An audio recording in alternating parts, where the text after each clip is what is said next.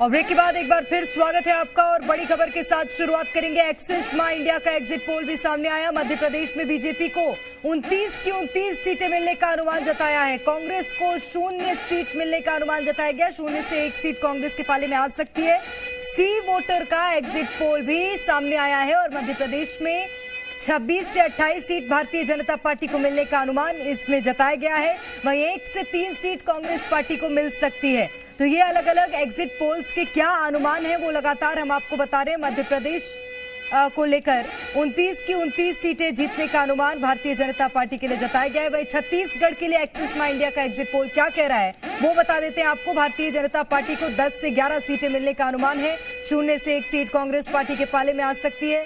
सी voter का exit poll क्या कह रहा है छत्तीसगढ़ के लिए वो भी बता देते हैं। भारतीय जनता पार्टी को 10 से 11 सीटें मिल सकती हैं। कांग्रेस को 0 या 1 सीट मिलने का अनुमान इसमें जताया गया है। तो मध्य प्रदेश की बात करें, एक्सिस माई इंडिया का एग्जिट पोल कह रहा है मध्य प्रदेश में 29 की 29 सीटें भारतीय जनता पार्टी के पाले में जा सकती हैं। सी वोटर का एग्जिट पोल कह रहा है 26 से 28 सीटें बीजेपी के पाले में जाएंगी और कांग्रेस के पाले में 1 या 3 सीट आ सकती है। वहीं छत्तीसगढ़ की अगर मैं बात करूं, छत्तीसगढ़ में भी कांग्रेस के लिए ये जो एग्जिट पोल आ रही है संतोषजनक बिल्कुल भी नहीं है।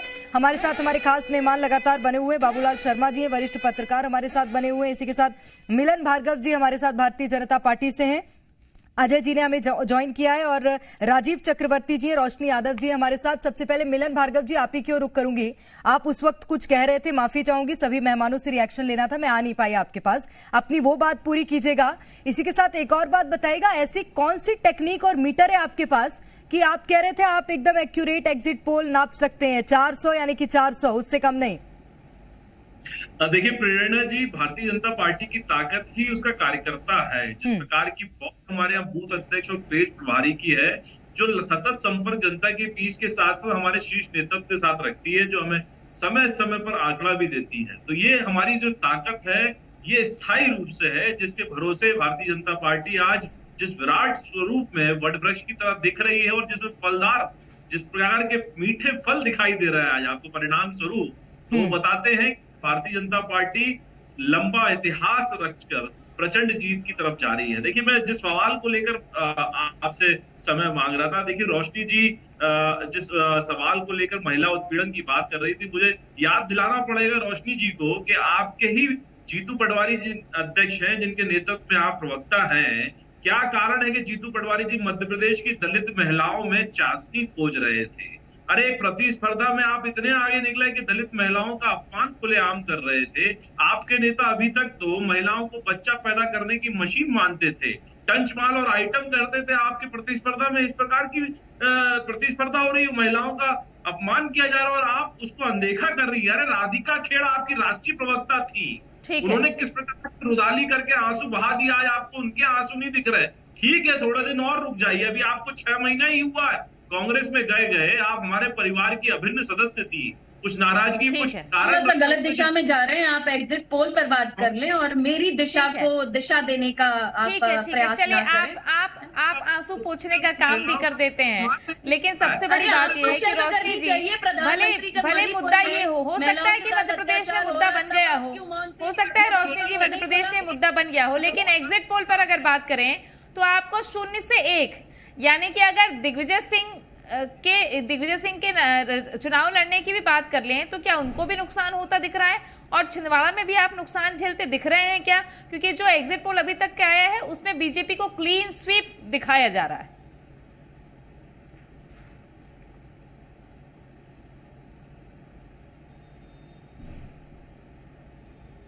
रोशनी जी मुझसे देखिए, ये आज हम सब 4 जून को रिजल्ट आएगा और मंगलवार है। मुझे लगता है इंडिया गठबंधन के लिए मंगल ही होगा, क्योंकि अगर इस तरह से आंकड़े निकालने जाएं तो आज जो भारतीय जनता पार्टी 400 पार की दावा कर रहे थे, जरा आप भी मुझे समझा दीजिएगा कि महाराष्ट्र में ये शिवसेना के साथ 23 सीटें जीते थे। आज वही महाराष्ट्र में शिवसेना 32 सीटों, जो मेरा अनुमान है, तो हम लोग भी अनुमान निकाल के रखते हैं। बिहार में आज हम अच्छा कर रहे हैं, मध्य प्रदेश में भी हम 10 सीटों पे फाइट दे रहे हैं और मुझे लगता है 4 जून का हम इंतजार करेंगे। उत्तर प्रदेश में भी हम 25 से 30 सीटों पे बढ़त बना रहे हैं। तो ये कहां से ये अनुमान लगाया जा सकता है? और इसी मध्य प्रदेश में 2018 का चुनाव भी जो है कांग्रेस पार्टी जीती थी। यही की मध्य प्रदेश की जनता ने 80 वोटर का ही सर्वे था। और पिछले चुनाव में भी आपने देखा होगा कि 1-2 मीडिया चैनल के एग्जिट पोल को छोड़ के सारे मीडिया चैनल्स 80 वोटर का सर्वे था कि कांग्रेस सरकार बना रही है और बराबर फाइट दे रही है। लेकिन सबने उसका रिजल्ट देखा, क्या शॉकिंग रिजल्ट आता है। और अभी जो मेरे मिलन भाई महिला अत्याचार, आज आप बताइए, यही मध्य प्रदेश, देश का दिल कहा जाने वाला मध्य प्रदेश, आज दलित अपराध में नंबर 1 है, बाल उत्पीड़न में नंबर 1 है, महिला अत्याचार पे नंबर 1 है। और आज शर्मनाक घटनाएं 9 बालिका पीड़िताओं के साथ लगातार आप ग्वालियर में देख लें, अभी अशोकनगर में घटना हुई, और अभी मंदसौर में आप देखें, ये बात कर रहे हैं खुलेआम जो है अपराधी एक बेटी का अपहरण करके उसके साथ बलात्कार करते, इस पर ये मौन रहते। मणिपुर में जब मणिपुर जलता है और वहां की जो है महिलाएं इनसे न्याय मांगती है तो इनके प्रधानमंत्री मौन रहते हैं और साधना करने जाते हैं। और अभी मेरे पत्रकार साथी बाबूलाल जी कह रहे थे कि कल्कि का अवतार आपको पता है कि कब होता है? कल्कि का अवतार होता है धर्म का जो है जो पाप दुनिया से मिटाने के लिए। तो जहां भारतीय जनता पार्टी में भ्रष्टाचार, क्राइम जब पनप रहा है, तो ये क्या जो है पाप का सत्यानाश करेंगे? ये तो खुद ही पाप में पनप रहे हैं। आज ऐसे लोगों को ये शरण दे रहे हैं। ब्रजभूषण जी को देख लीजिए, उनके बेटे को टिकट देते हैं, वो बेटे को रौंदते हुए चले जाते हैं। उत्तर प्रदेश में मैं जवाब लूंगी मिलन भार्गव जी से, रोशनी जी हुए चले जाते हैं। मैं लौटूंगी आपके पास भी, रोशनी जी लौटूंगी, और मिलन भार्गव जी से भी इस पर जवाब लूंगी। लेकिन बाबूलाल शर्मा जी की ओर मैं पहले रुक कर लेती हूँ। बाबूलाल शर्मा जी, मेरा सवाल आपसे रहेगा, मध्य प्रदेश की अगर बात करें, मध्य प्रदेश में लंबा समय हो गया है, कांग्रेस पार्टी ज्यादा सत्ता में आई नहीं है। 18 महीने के लिए आई, उसके बाद एक बार फिर से तस्वीरें अलग देखने मिली। और इस बार के विधानसभा चुनाव को भी अगर देख लिया जाए तो कांग्रेस को ज्यादा संतोषजनक परिणाम नहीं मिले। लेकिन छत्तीसगढ़ में क्या कारण है? पूरे 5 साल कांग्रेस ने शासन किया, उसके बाद एक बार विधानसभा चुनाव में हार का सामना करना पड़ा, और अब जो एग्जिट पोल्स दिखा रहे हैं वो ये कि 11 में से या तो 0 सीटें आएंगी या 1 सीट आ सकती है कांग्रेस पार्टी के पाले में। इंपैक्ट किसका नहीं पड़ा, राष्ट्रीय स्तर के नेताओं का या जो क्षेत्रीय स्तर के नेता हैं? देखिए, राष्ट्रीय स्तर के नेताओं को तो बहुत ज्यादा आना जाना हुआ, यहाँ हुआ नहीं कांग्रेस की तरफ से। लेकिन भारतीय जनता पार्टी के राष्ट्रीय नेता बहुत आए, उन्होंने अपनी अपनी बात कही। और देखिए, भारतीय जनता पार्टी की एक विशेषता है, उनके जितने भी नेता हैं सब ओरेटर हैं, वो अच्छा बोलने वाले लोग हैं। उनकी आदत में है कि अच्छा बोल लेते हैं और प्रभाव डालते हैं। ये फर्क पड़ा। दूसरी चीज ये है, देखिए कि जो अभी मेरी बहन कह रही थी कि कल्कि अवतार वाला जो प्रश्न था, मैंने वो एक व्यंग के आधार पर बोला था कि लोग इतनी आलोचना करते हैं मोदी की, तो अब उनको अगर इस बार आंकड़े सही आते हैं और इतनी बड़ी सरकार बनती है इतनी ताकत से, तो फिर मानना पड़ेगा आपको कि वो अवतार हैं और वो कह रहे हैं जो सत्य है, कल्कि अवतार हो गया है। मैंने ये बात कही। दूसरी चीज ये है, वो धर्म की रक्षा और पाप का नाश करने आ रहे हैं, वो अलग मुद्दा है। वो धार्मिक पक्ष में मैं नहीं जा रहा हूँ। राजीव चक्रवर्ती ने एक बात बहुत सही कही। राजीव चक्रवर्ती ने कहा कि यहाँ पर 1994 से देखिए तो हमेशा भारतीय जनता पार्टी को लोगों ने मदद की है। ये बिल्कुल सत्य है। बहुत कम समय जो है, बहुत कम पीरियड में जो है कांग्रेस को मौका दिया है। एक बार जो है कांग्रेस को अच्छे से मौका दिया था। हर सीटों में जो है 9 या 10 सीटों में वो कांग्रेस आई थी। तो उसके अलावा जो है भारतीय जनता पार्टी को हमेशा मदद यहाँ की है। वो पैटर्न अगर आप देखेंगे तो अलग। लेकिन मैं आपको शुरू में जो बात कह रहा था, मैं उस पर कायम हूँ अभी भी, कि इस बार माहौल कुछ बदला हुआ है। और जिस तरीके से कांग्रेस ने सीट दी है, टिकट बांटी है, उससे उनको उम्मीदें बढ़ गई हैं और वो 4 सीटों पर उम्मीद कर रही है। 2 सीटें तो उनके पास थी, 2 सीट वो और बढ़ा करके बात कर रही है क्योंकि उन्होंने उम्मीदवार अच्छे दिए हैं।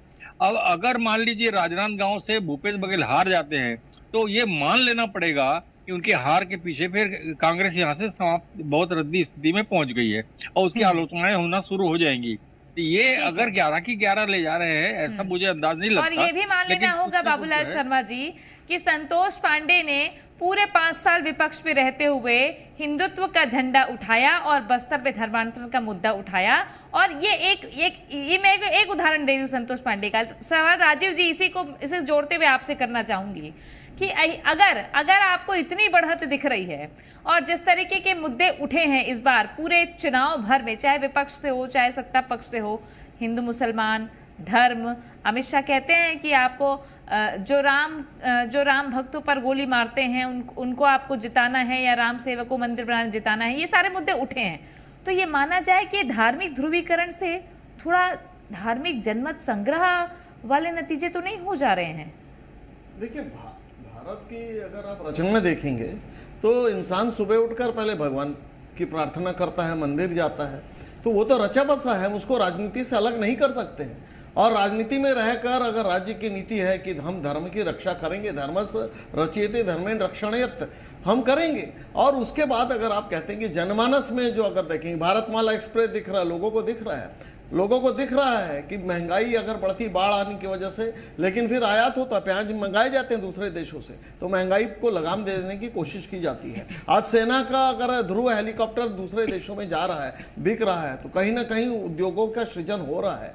तो ये जो चीज़ें हैं, 2 साल पूरा देश कोलैप्स रहा, उसके बावजूद भी जिस प्रकार से वैक्सीनेशन की मुहिम की गई, जिस प्रकार से पूरे देश में हाई अलर्ट किया गया, केंद्र से पैसा भेजा गया, राहत शिविर खोले गए कि छोटे छोटे अस्पताल में तुरंत अस्पतालों को कन्वर्ट किया गया कोविड सेंटर, चाहे स्वास्थ्य की बात हो, चाहे रक्षा उत्पादन की बात हो, रक्षा के क्षेत्र में जिस प्रकार से चीन और पाकिस्तान से हमने डील किया, ये देश की जनता देखती है। धर्म के अलावा भी अर्थतंत्र की बात हो, रक्षा तंत्र की बात हो, सड़कों की बात हो, किसानी की बात हो, अगर हम बैंकिंग के सेक्टर में बात करें या जीडीपी की बात करें, कोई क्षेत्र ऐसा नहीं है। देखिए, हवाई में कहते हैं कि काठ की हांडी केवल एक बार पकती है, लेकिन काठ की हांडी नहीं थी, ये तो पीतल की हांडी थी, इसमें बार बार पकाया गया और जनता को स्वादिष्ट सुस्वादिष्ट जो चाहती थी जनता, हमने जनता की सेवा की और जनता का भरोसा अर्जित किया। ये भरोसा था, केवल अफवाजी नहीं थी। भले कांग्रेस पार्टी कितनी भी मान मर्यादा करे, लोकतंत्र खतरे में है, आरक्षण खतरे में है, जनता खतरे में है, इस्लाम खतरे में है, ठीक है। ये सारे खतरे नहीं थे। खतरा तो खुद कांग्रेस पार्टी के अपने अंदर है, उसमें आत्मचिंतन करना पड़ेगा। ठीक है, क्यों कितना नहीं चिंतन कांग्रेस किया पार्टी आपने? अजय जी, जवाब दीजिए छोटा सा, कितना चिंतन किया और अभी चिंतन करने की आवश्यकता है क्या, जो एग्जिट पोल के आंकड़े बता रहे हैं आपको? देखिए, मुझे 2 दिन और थोड़े टेंशन में रहेंगे क्या? तृप्ति जी, राजीव चक्रवर्ती तो ऐसा कमेंट चालू कर दिया, ऐसा लग रहा है कि फाइनल परिणाम आ गया है और इनकी सरकार बन गई है। भैया, अभी मुंगेरीलाल के हसीन सपने देखना बंद करिए, ये अभी एग्जिट पोल है, वास्तविक निर्णय नहीं आया है। बहुत अंतर महसूस करेंगे दोनों चीजों में। लेकिन देखिए, सबसे महत्वपूर्ण है कि लगातार 400 सीट मिशन 370 का दावा करने वाले लोग आज 116, बहुत महत्वपूर्ण आंकड़ा, 116 कांग्रेस पार्टी अन्य विपक्ष के नेताओं को ईडी, आईटी, सीबीआई के दम पे भारतीय जनता पार्टी में शामिल करके टिकट देते हैं। मतलब 25% उम्मीदवार आपके दूसरी पार्टी के, तो ये जीतने का जो दावा है सिर्फ मुंगेरीलाल का हसीन सपना है। दूसरा महत्वपूर्ण आंकड़ा, सोशल मीडिया, आप देख लीजिए, आज यूट्यूब की बात करूं, फेसबुक की, ट्विटर पे एक महत्वपूर्ण आंकड़ा दे देता हूं। 16 मार्च को चुनाव की घोषणा हुई, 16 मार्च से लेकर 31 मई तक यूट्यूब पे हमारे जो व्यूअर्स थे वो थे आपके 613 मिलियन व्यू और भारतीय जनता पार्टी के 150, मतलब 4 गुना व्यू। अगर आप उसकी बात करें इंस्टाग्राम की, हमारे प्रत्येक पोस्ट पे 1,21,000, इनके मात्र 26,345, मतलब 4 गुना। ट्विटर के प्रत्येक पोस्ट पे, फेसबुक पे मैं सारे टारगेट इसलिए देता हूं। अजय जी, चुनाव वोट डालने के एक दिन पहले जो मैनेजमेंट रहता है ना कि बूथ तक पहुंचना, वो उसकी गिनती आप नहीं कर रहे हैं, उसके पहले की गिनती कर रहे हैं। और प्रश्न को जोड़ लीजिए, मैं कंप्लीट कर लूं। महत्वपूर्ण ये है कि आज 5 महीने की विश्वविद्यालय सरकार, जो रिमोट कंट्रोल से चलने वाली सरकार है, छत्तीस जनता महसूस कर रही है। ये केंद्र की मोदी सरकार कठपुतली की तरह, केंद्र शासित प्रदेश की तरह छत्तीसगढ़ को महसूस कर रही है। 5 महीने के अंदर नक्सलवाद चरम पे, अपराध चरम पे, शराब की ठेकेदारी शुरू हो चुकी है, शराब रेत का अवैध उत्खनन शुरू। तो कांग्रेस के 5 साल के सुशासन और 5 साल की 5 महीने में इतना कर पाना संभव है कि नहीं है? दूसरा महत्वपूर्ण बात मैं जानूंगी अजय जी, मैं आपके पास भी लौटूंगी। मिलन भार्गव जी, मेरा सवाल आपसे, इससे पहले रोशनी जी ने भी आप पर कई तरह के आरोप लगाए थे, उसका जवाब तो आप दे ही दीजिएगा। एक और सवाल है मेरा कि इस बार ईडी और सीबीआई की जिस तरह से कार्रवाइयां हुई हैं, उसको लेकर भारतीय जनता पार्टी बार बार कटघरे में खड़ी हो रही है। देखिए, ईडी, सीबीआई हो या देश की संवैधानिक संस्थाएं, देखिए बहुत पारदर्शिता के साथ, बहुत सब्जेक्ट के साथ और दृढ़ता के साथ जो काम कर रही है, तकलीफ होना स्वाभाविक है। देखिए, दुर्भाग्य है इस देश का कि लोकतांत्रिक व्यवस्था में जिस तरह के राजतंत्र करने की कोशिश कांग्रेस पार्टी ने की और एक परिवार में बना हुआ दल जो किस प्रकार से तथाकथित गांधी नाम को लेकर चल रहा है, जो विरासत में मिला हो, जिस प्रकार की राजनीति तथाकथित राहुल जी और सोनिया जी ने की, इसको देश ने नकार दिया। आज मानसिक विकृतता देखिए, इस देश के खिलाफ खड़ा कर आप किसको डरा रहे हैं? भारत को आपने लाख कोशिश कर ली, बीच चुनाव में आपके नेता आकर एटम बम का डर दिखा रहे हैं, तो इस देश के हिंदुओं की संपत्ति को लूटने की योजना को पर्दाफाश कर रहे हैं। तो आप बताता है कि आप राजनीति के किस स्तर पर जा चुके हैं और स्तरहीन राजनीति कर रहे हैं।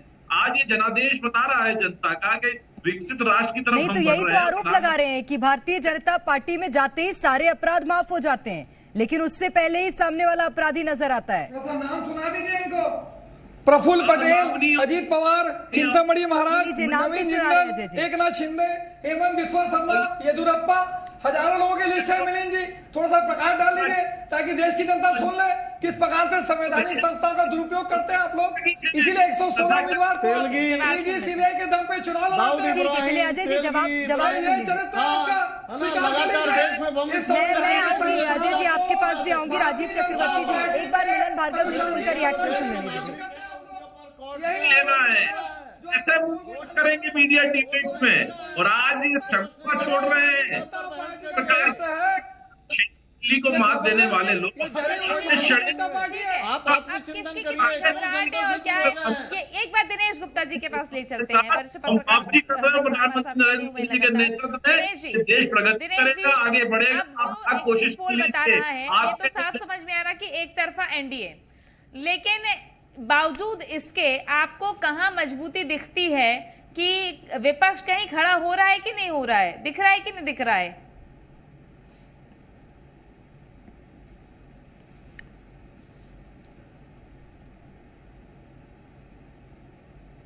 दिनेश जी, कांग्रेस पार्टी और इंडिया की जिस तरह से सीटें बड़ी दिखा रहे हैं, तो कहीं ना कहीं उनके जो मुद्दे थे वो स्टैंड किए हैं, ऐसा नहीं है कि नहीं किए हैं। लेकिन एक आप देखिए, जो मैंने पहले भी कहा कि जो मोदी जी के नाम पर जो चुनाव था वो कहीं ना कहीं इसका इफेक्ट तो था। ये तो हम पहले दिन से था और इसी नैरेटिव पे भारतीय जनता पार्टी चुनाव लड़ रही थी। कांग्रेस ने या उनके जो सहयोगी दल है उनको वो कहीं ना कहीं उनके साथ एक लीडरशिप क्राइसिस, फिर वो जो अलग अलग राज्यों में समस्या थी, पंजाब में यदि आम आदमी पार्टी और कांग्रेस आमने सामने हो या बंगाल में कांग्रेस और ममता बनर्जी आमने सामने, तो बहुत सारी चीजें हैं। एक लगातार जो है ना एक कंटिन्यूटी जो होती है राजनीति में, वो कहीं ना कहीं कांग्रेस में मिसिंग है। कांग्रेस जिस कारण से जानी जाती थी कि उसकी जो स्टेट में लीडरशिप होती थी, आज आप पता है मध्य प्रदेश में दिग्विजय सिंह और कमलनाथ जब कहते हो कि हम आखिरी चुनाव लड़ रहे हैं, तो फिर आपके पास लीडरशिप है कहाँ? आप किसी भी राज्य में चले जाइए, उत्तर प्रदेश में तो कांग्रेस खत्म है, जहां सबसे ज्यादा 80 सीटें आती हैं, वहां कांग्रेस जहां 17 केवल सीटों पर चुनाव लड़ रही थी, वहां तो समाजवादी पार्टी और बीजेपी के बीच में किस तरह का रहा वो इस एग्जिट पोल में तो दिख नहीं रहा। बंगाल में बीजेपी और ममता बनर्जी का किस तरह का रहा वो भी नहीं दिख रहा, महाराष्ट्र का भी नहीं दिख रहा। जो अलग अलग रीजनल पार्टियां, एक नेशनल पार्टी के तौर पर तो आप देखना कि सबसे ज्यादा सीटें भारतीय जनता पार्टी लड़ रही थी, वो 440 के करीब सीटें लड़ रही थी। तो अभी भी आप देखिए कि जो इसमें जो सीटों का बाइफरकेशन है, जब सामने एक्चुअल रिजल्ट आएगा तब हमें ये सारे मुद्दों पर कौन सा मुद्दा असर किया, मोदी जी अकेले चेहरा असर किया या कहीं रिजर्व सीट पर तो कहीं बात ही नहीं हो रही अभी कि रिजर्व सीट का क्या ट्रेंड रहा है। ये आरक्षण का मुद्दा था, तो भारतीय जनता पार्टी के खिलाफ सबसे बड़ा मुद्दा तो कांग्रेस आरक्षण का ही मुद्दा उठा रही थी। संविधान परिवर्तन भी तो उसी से जुड़ा हुआ था। तो रिजर्व सीट इसमें नहीं है कि कितनी रिजर्व सीट जो है भारतीय जनता पार्टी जीत रही है, अलग जीत रही है। तो ये जो एग्जिट पोल है ये केवल एक आप मोटा मोटा लोगों का अनुमान है, जैसे मध्य प्रदेश का कह रहे हैं। और दिनेश गुप्ता जी, अगर ये मोटा मोटा अनुमान भी है तो कांग्रेस पार्टी के लिए तो किसी तरह से संतोषजनक नहीं है। मैं लौटूंगी दिनेश जी आपके पास। रोशनी यादव जी हमारे साथ लगातार बनी हुई है कांग्रेस से। रोशनी जी, एक वक्त होता है क्योंकि ये तीसरा चुनाव होगा, अगर कांग्रेस पार्टी के जो परिणाम है वो यही रहे जो एग्जिट पोल दिखा रहे हैं इस वक्त, तो कांग्रेस पार्टी को अब जरूरी है कि वो मंथन करे कि कमियां कहां जा रही हैं। मुझे लगता है इस चीज में चूक रही है कांग्रेस। एक तो सबसे बड़ी बात, जब हम वोटिंग मतदान क्षेत्रों में पहुंचे, केंद्रों में पहुंचे, वहां पर कांग्रेस पार्टी के कोई एजेंट नजर नहीं आए। जब हम प्रचार प्रसार वाले क्षेत्रों में पहुंचे, कांग्रेस पार्टी का कोई बड़ा नेता ऐसे प्रचार करने के लिए ज्यादा आया नहीं, ना मध्य प्रदेश में ना छत्तीसगढ़ में। कमियों पर मंथन तो करेंगी ना आप? देखिए, मैं बिल्कुल आपकी बात से सहमत हूँ, और कमियों पे जब परीक्षार्थी मंथन कर सकता है तो पार्टी जहां देश को चलाने वाली है और गरीब किसानों की, महिलाओं के अत्याचार की आवाज उठाने वाली है, तो इस पर मंथन करना चाहिए। लेकिन आज इस देश का दुर्भाग्य ही होगा कि जो आज इस तरह की जो एग्जिट पोल दिखाए जा रहे हैं, और भारतीय जनता पार्टी का जरा आप नैरेटिव समझने की कोशिश करिए। एक मैंने वक्तव्य सुना मोदी जी का भाषण, वो कहते हैं कि भारत की आवाज को दुनिया सुनती है। ये राजनाथ जी ने भी बहुत पहले कहा, सुषमा स्वराज जी ने भी कहा, लेकिन क्या किसी मीडिया ने किसी मीडिया वाले ने इस सच को दिखाना जरूरी समझा कि इस आवाज को किसने रखा था? पूर्व राष्ट्रपति यूएसए के, अमेरिका के बराक ओबामा जी ने नेहरू जी के लिए ये बात कही थी उस समय। लेकिन आज जिस तरीके से Bharatiya Janata party social media या अन्य मीडिया प्लेटफॉर्म का या व्हाट्सएप यूनिवर्सिटी का जो दुरुपयोग करके जिस तरीके से नकारात्मक प्रचार को भी ये सच दिखाने की कोशिश करते हैं, ये भी एक बहुत बड़ी गड़बड़ी है। और इसको मेरा सीधा सवाल, अगर भारतीय जनता पार्टी दुरुपयोग कर रही है, आप सदुपयोग करके दिखा देती रोशनी जी। मीडिया पर कृपया सवाल ना करिए, क्योंकि अगर हम आपको यहाँ पर जोड़ रहे हैं इस चर्चा में, हम आपको रख रहे हैं रोशनी जी, तो आपको भी ये समझना होगा कि मीडिया कांग्रेस का पक्ष सुन रही है और सुनना चाहती भी है।